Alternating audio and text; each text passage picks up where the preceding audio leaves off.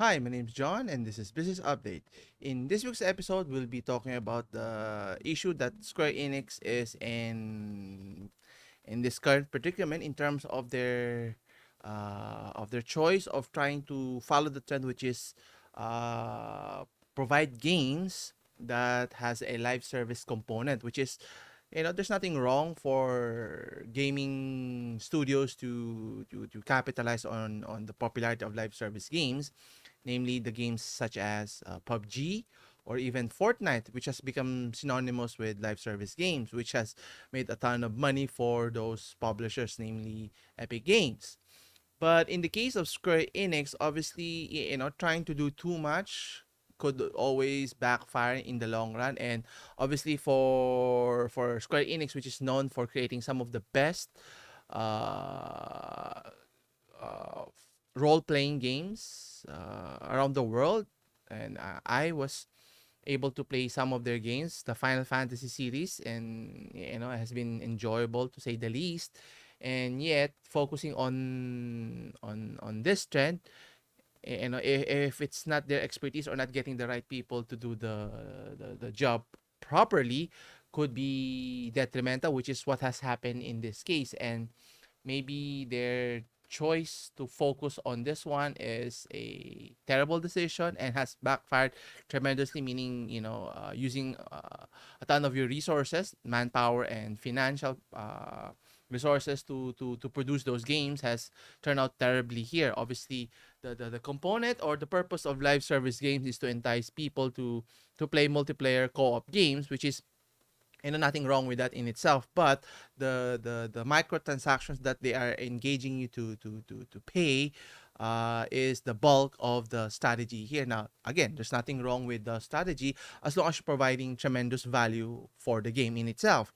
But if it's just a grindy play to win scenario, similar to how Activision has sabotaged the game, which is Diablo Immortal, can have catastrophic repercussions, which is obviously you may be able to generate the desired revenue here, but it tarnishes your company's reputation here. And moving forward, people are more apprehensive in terms of purchasing your games here. So let's take a look at this article at mpfirst.com. So it says here, according to the writer, Nick Tan, Square Enix needs to stop making live service game, which is, I think I tend to agree with, and for a good reason here. And according to the article, it mentions here, Square Enix has had to learn about the dangers of games as a service model the hard way, which, despite the success of the Final Fantasy 14, obviously trying to create one of the more popular IPs, which is the Marvel's Avengers, which failed miserably. There's Babylon's Fall, and most recently Chocobo GP. So not only has their reputation suffered in the eyes of the gaming community, who believe that Square Enix has lost touch with what they want, but it has put for the formidable developers such as Crystal Dynamics and Platinum Games in a dangerously precarious position. Now, again, as I mentioned earlier, there's nothing wrong in focusing on live service actions because there are very popular games that, has made a ton of money for a lot of companies here. And namely, you have Counter-Strike, as mentioned, you have Dota, Apex Legends, Destiny, PUBG, Rocket League, and the list goes on and on and on.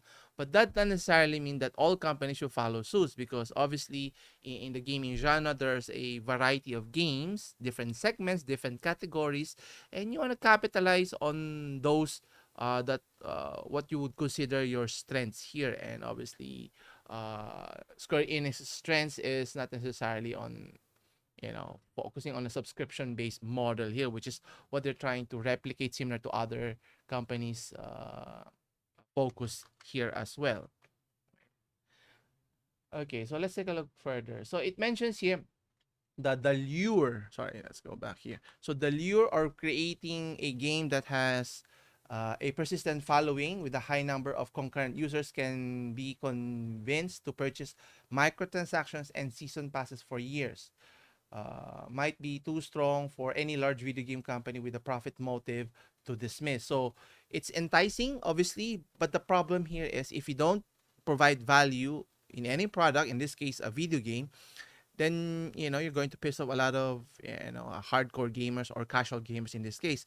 Think of Halo Infinite's debacle that's been happening, and obviously it's just a rehash of what they did in the past, and there's not much improvement in terms of gameplay, and there were promise of co-op play, split screen actions, which they didn't provide, and the list goes on and on. And the best case example of capitalizing on microtransactions is EA's crummy Team Ultimate packs for the different sports titles that they have a stranglehold in terms of franchises.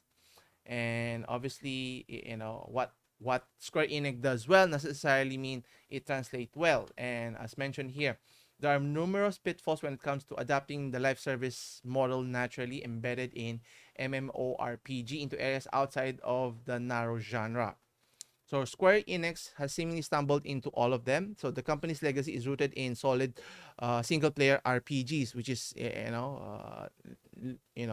Final Fantasy comes to mind.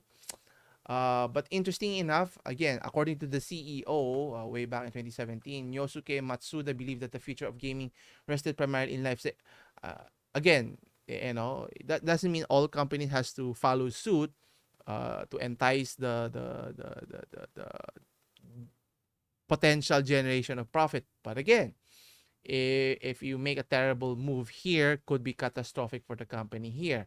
And everyone has been trying to capitalize or follow the suits, which is Electronic Arts or EA here, but that's not always the case here. And if more games are pushing for free to play live service games, but makes them a ton of money in the long run, could be profitable. But again, eventually, if gamers uh, gets fed up in terms of their experience, it's not what they're looking for, then they will stop playing.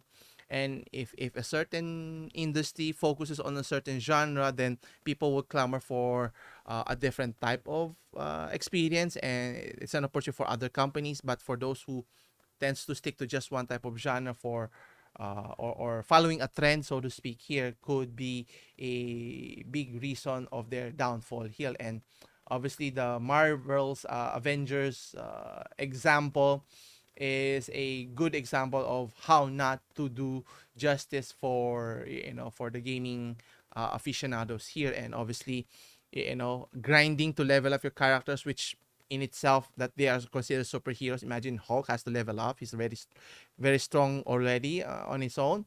Leveling up Thor doesn't make sense. And even Iron Man, who is a very smart billionaire, could afford everything, would doing loot crates to upgrade his armor doesn't make any sense there. So using superheroes to enhance the live service games doesn't make sense here.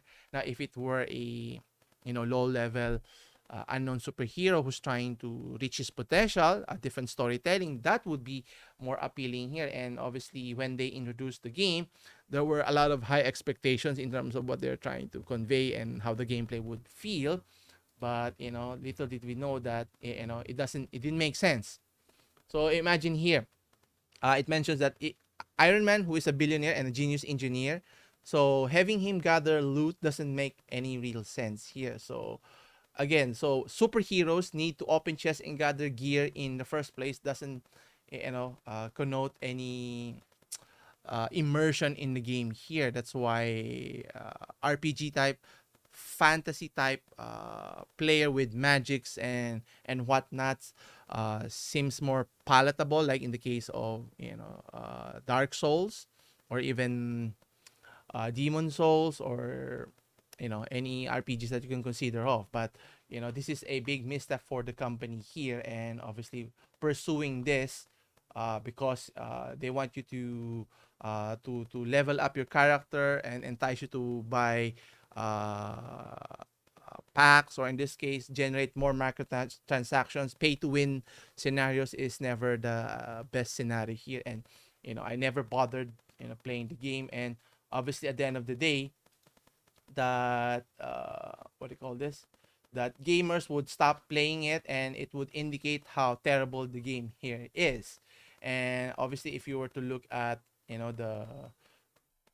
the number of concurrent game players playing in different console, whether it be PC, PlayStation, or even Xbox, would be a big indicator in terms of how terrible could your games be.